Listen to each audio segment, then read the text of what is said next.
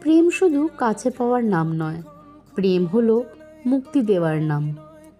রবীন্দ্রনাথ ঠাকুর বলেছিলেন, লাভ does not claim possession but gives freedom. সংসার তখনই সুন্দর হয় যখন সেখানে থাকে বিশ্বাস, শ্রদ্ধা আর নিঃস্বার্থ ভালোবাসা। ভালোবাসায় দান গ্রহণের অপেক্ষায় থাকে, জোর করে দেওয়া যায় না।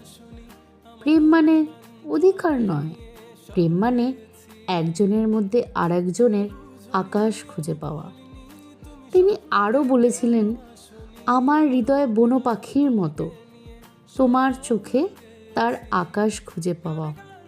একটি সুখী সংসার গড়ে ওঠে ছোট ছোট মুহূর্ত, মধুর কথা আর পারস্পরিক বোঝাপড়ার উপর। কারণ সত্যিকারের ভালোবাসা মানুষকে বেঁধে রাখে না, বরং আরও বড় করে তোলে। প্রেম এক অন্তহীন রহস্য, যার কোনো যুক্তিসঙ্গত ব্যাখ্যা নেই। তাই প্রেম থাকুক সম্মানে, সম্পর্ক থাকুক বিশ্বাসে।